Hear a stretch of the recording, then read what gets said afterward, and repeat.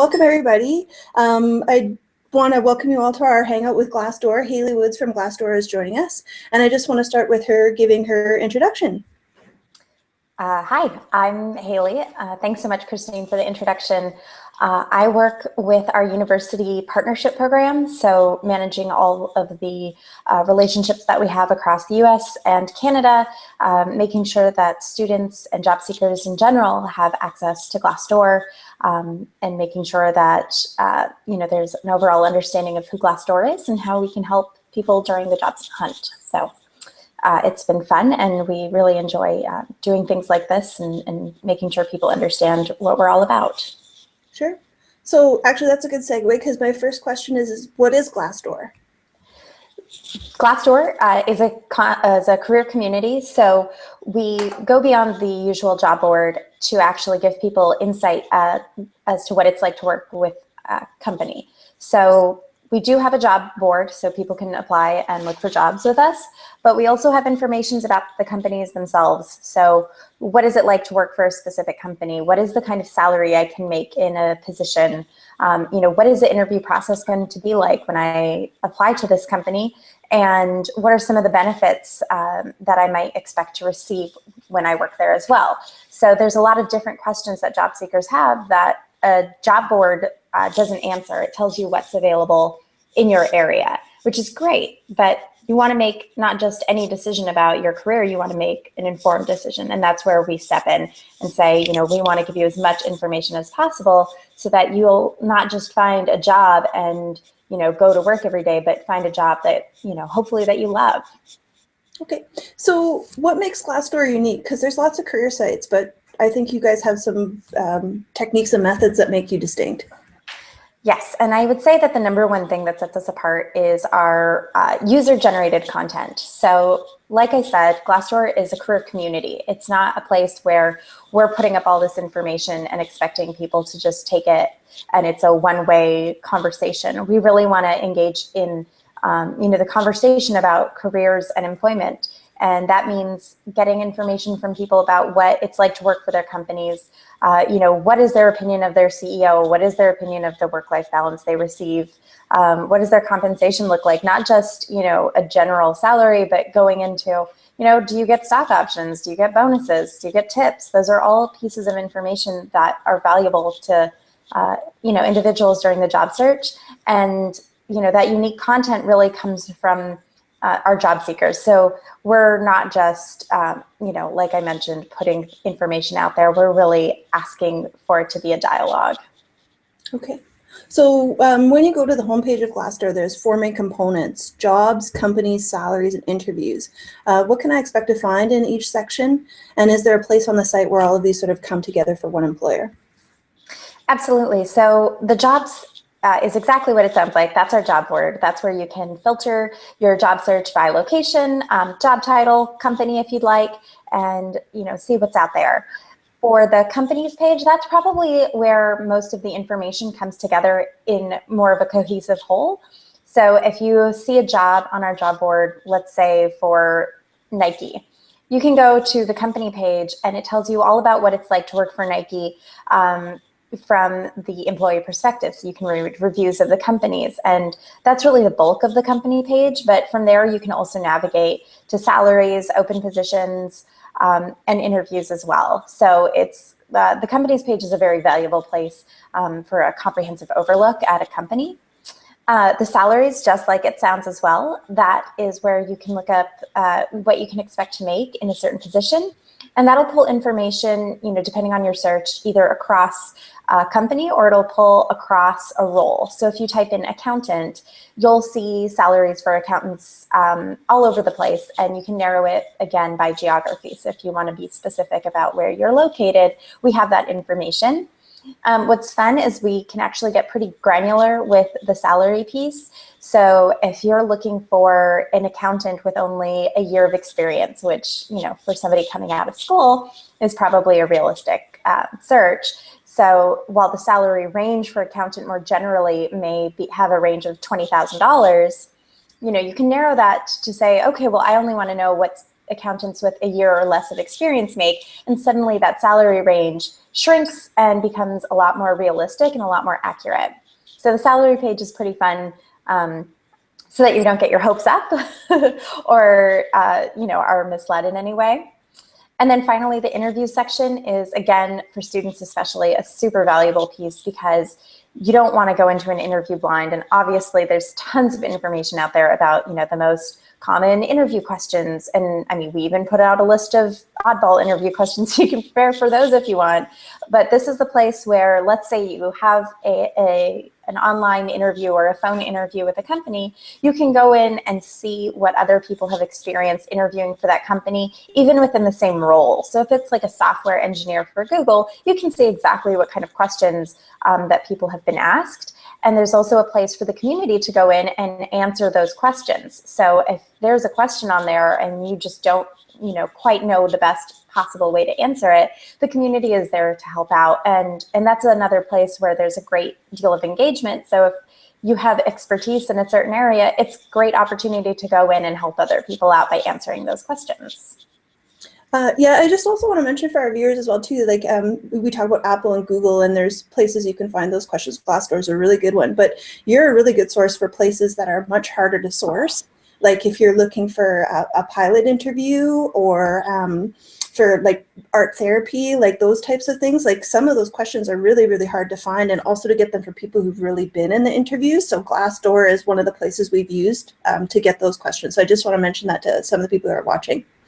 Excellent. So if I want to write a review of my employer or a previous employer, how do I submit my review, and what information do people need in my review? So to submit a review, we try to make that as easy as possible, because obviously that's the way that Glassdoor becomes more valuable to job seekers, is by allowing people to contribute content easily. And so the best way to do that is in the upper right-hand corner of the Glassdoor homepage. You can there's a plus button, and you can click on that, and it'll ask you a couple questions about what kind of content you want to submit. Is it going to be an interview or a salary or a company review, and for what company? And then you can go in and it asks you questions like a CEO approval. And some of these you don't have to answer if you don't want. You can choose, about answering questions on work-life balance, what you think the culture is like, benefits and salary are like. You can rate them on a 5-star scale. And then there's actual places for qualitative information. So, fill in the box, what are the pros of working for this company and what are the cons of working for this company? And we think that's really important because, let's say you absolutely adore your company, you can't think of a single con. It's still important for us to ask those questions, because a review isn't valuable to a job seeker if it's only through rose-colored glasses. And, we want to make sure that we're giving people information that it's going to help them in their job search. And so any kind of review that's one-sided isn't going to be as valuable as one that's more rounded and somebody's put thought into.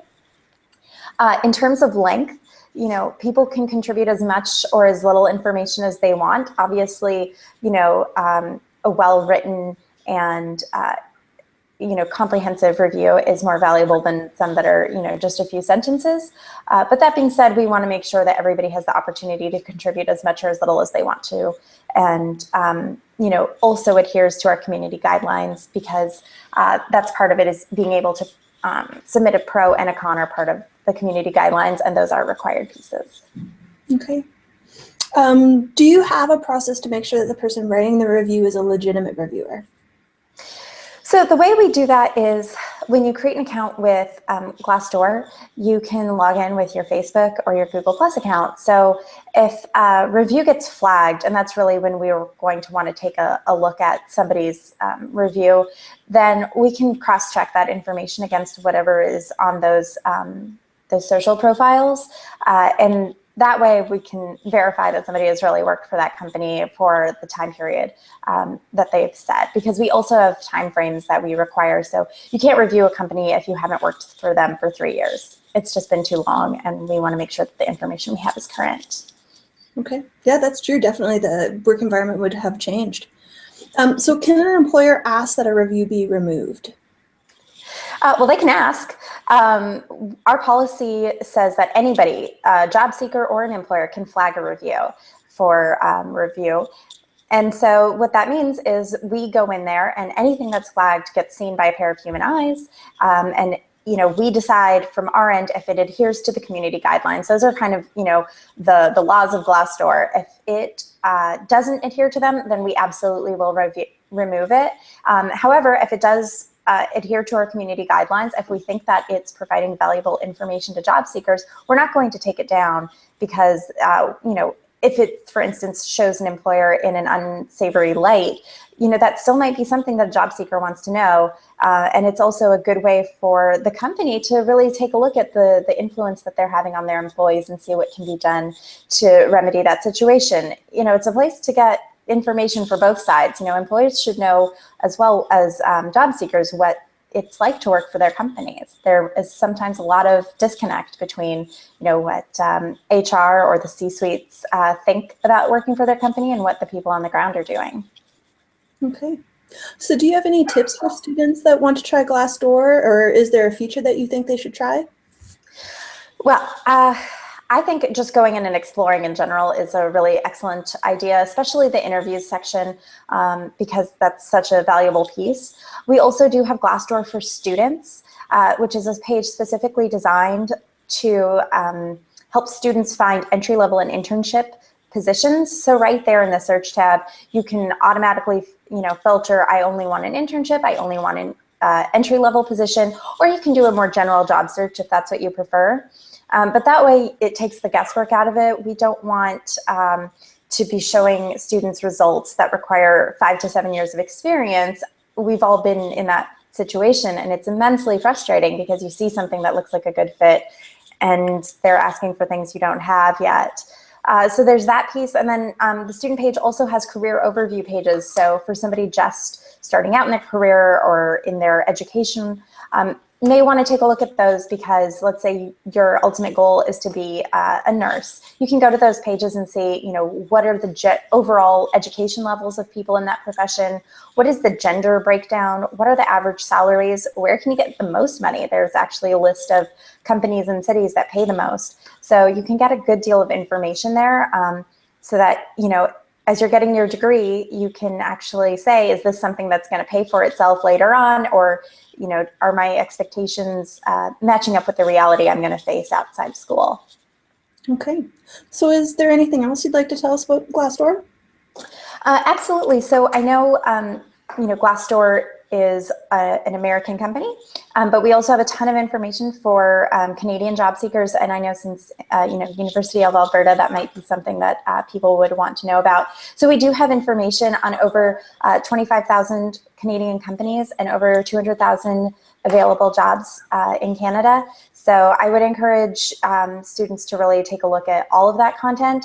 And as with the interview section, there's tons of space there to just find out, like, what is your interview going to look like, for this company? What is the salary going to be like? Like, really just going in and making sure you're doing research is a great way to get started on the job search process instead of going in blind. So I just wanted to make sure that you all knew that we have Canadian information for you. Well, I'm glad that you mentioned that because this was the one thing I was going to mention about Glassdoor. Is we have had students who come in who seem to believe that it is just American companies. There is great representation, as you pointed out, but I also want to mention that the Alberta Venture, the 250 biggest companies in Alberta, at least 24 out of the top 25 have an entry in there, and most of them have between 30 and 300 reviews. So students at the U of A, if you have thought, maybe they don't have good coverage even just for Western Canada, they have really good coverage for lots of local companies. And for our students, one of our concerns is that a lot of our companies are privately held, so there's no way to get an annual report or get any other information like that. So for us, we do recommend Glassdoor because it has really good representation for companies in Alberta that we've targeted. So I want to thank you guys with that. So that's a misconception on the part of our students. I'm glad that we've addressed that. Excellent. Me too. Okay. All right. So Haley, thank you so much for joining us. We're just going to wrap up the broadcast. And thanks again. It's been my pleasure. Thanks so much for having me on.